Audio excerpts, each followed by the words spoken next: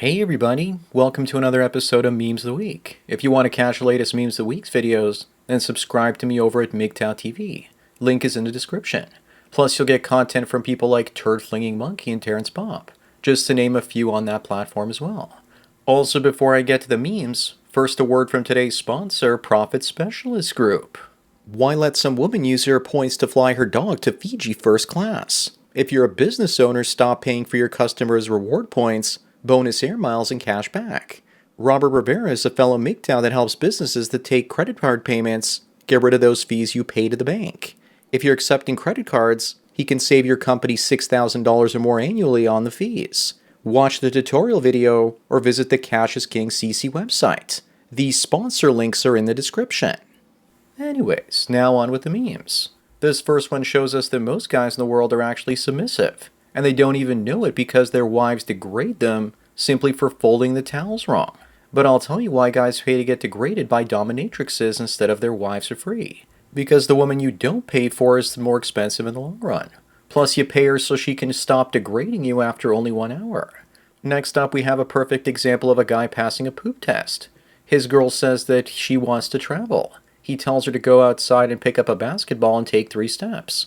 Obviously, she's asking him to take her on a trip, and he's being funny and disrespectful at the same time. If you play in the NBA these days, it's more like 4 steps. Number 3, we have a conference for men called Renaissance of Man, a full-day event where 7 women discuss the 7 feminine virtues. This is what happens when you let women and simps into male spaces. They eventually end up becoming female spaces.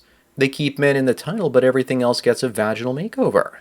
The only question is, who are the men that are paying to be tortured by women like these? Next up, we have Gwyneth Paltrow shaming Brad Pitt for being bad in bed, while saying that Ben Affleck was excellent. I didn't think too much of this until I saw Angelina Jolie also shame Pitt by saying that Denzel Washington was better in bed than he was. So I'd imagine that they're ganging up on him for some reason, and probably hoping that other women come in and start shaming him too. Moving on, we have Malcolm Flex saying that the red pill movement has run its course, that it was a nice little outfit for men that were beaten and marginalized, but now it needs to be reset. What he doesn't understand is that we're just getting started. The red pill is the opposite of feminism in many ways, and you can't have one without the other. Imagine if someone came out and said women's liberation was a nice little outlet for them for a while now, but now it's over. The women would go nuts. Number 6, we have a woman that absolutely loves felons with 3 baby mamas that are broke with no jobs. She's probably thinking to herself that he must have good genes if he was able to get 3 women to let them knock them up. Women are attracted to criminals oftentimes because they have a fantasy of them doing non-consensual and illegal things to them. Just ask them. Up next, we have a woman shaming men that create podcasts and wonders why they're talking about their personal lives there instead of going to therapy. A guy named Elijah responds perfectly by saying it's for the same reason a woman starts a lonely fans page instead of getting a real job. Therapists are also usually women, and they tend to blame men for the problems they face. Plus, let's not forget that succeeding at podcasting takes a lot of skill. Success on lonely fans is just about how attractive you naturally are. Number 8, we have a 30-year-old woman that is single and wants kids and can't deal with the pressure. She's freaking out because she realized that it's going to take her years before she gets to know someone long enough to have kids with them, and odds are by then she'll be barren. She should have thought about that in her 20s while riding the schlong comet. I'm a part-time psychic and I can look into the future and see that cats are part of hers. Of course, you could always blame the patriarchy for her bad personal choices. Next up is a Babylon Bee story about the new powerful American military, and it's going to allow soldiers to replace camouflage with colors representing their new gender identity. I wish that were the case because they know it would be easy targets for the enemy, and if the enemy was Muslim, they would be going for the poop pirates first. Bad move, folks. But don't you know that bullets are more inclusive these days? They'll bounce off of gender-fluid people to be more politically correct. This is satire, but oftentimes stuff like this ends up coming true. Number 10, we have a base bro that figured out a way to have a tattoo put over his divorce hoe. He decided to put a gorilla face on the tattoo of her. I think it's definitely an improvement. His first mistake was getting married, and his second mistake was getting a tattoo of his wife. At least he finally got red-pilled and put an image of Stardust on his arm. Moving on, we have good old Skeletor pulling Evil Lynn in her place, after she says that using a toy on her nether regions where the battery dies is like being with a man in bed. Skeletor agrees and says that even a machine gets tired of her just lying there and doing nothing. I can't wait to see what Skeletor will say next week. Number 12, we have a woman freaking out because when her boyfriend broke up with her, he came over to her house and said bye to her parents. And her mother said that he deserves so much better than her. She says she knows her mother wasn't lying. But why did she have to say that? LOL.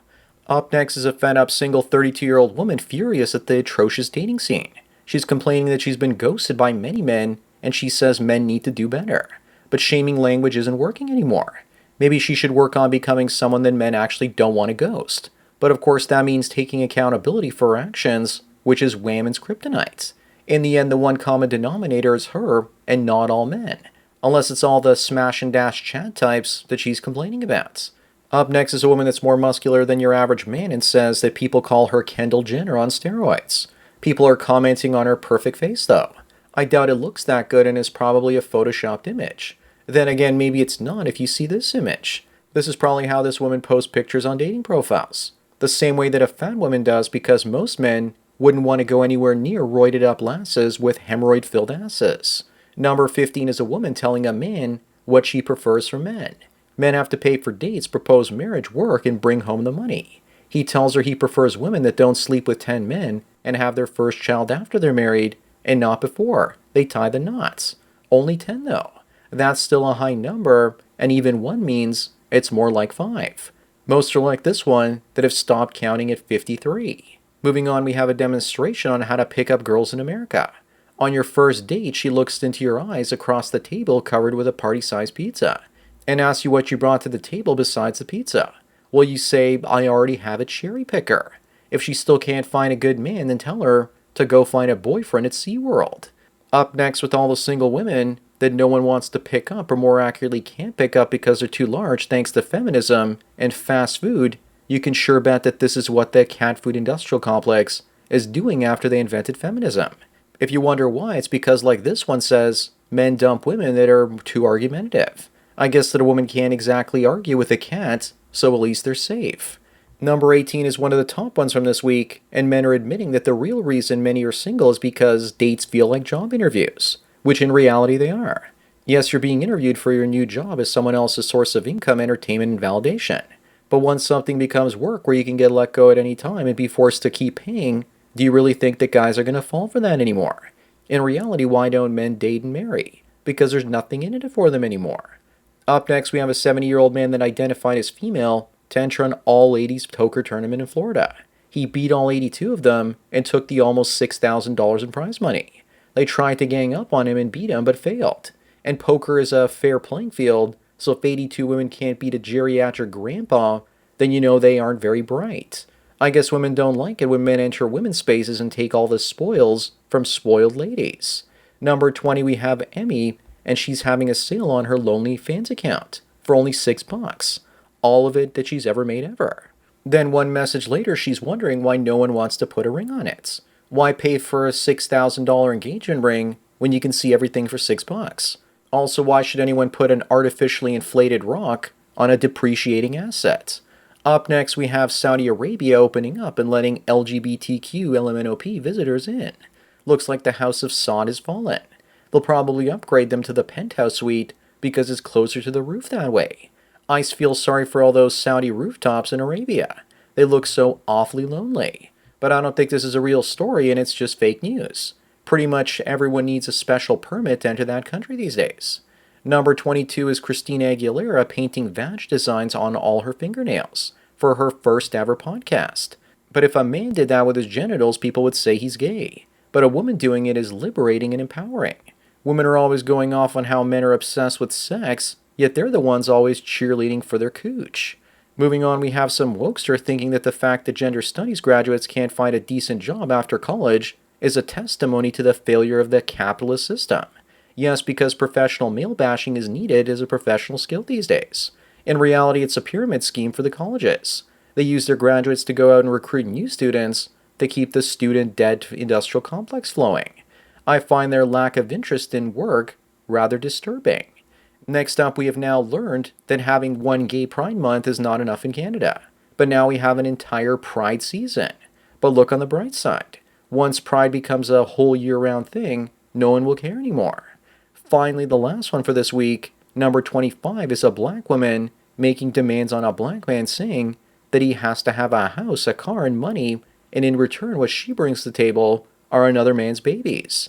It's kind of like the white version of the same meme, only much worse. So that's it for another Memes of the Week.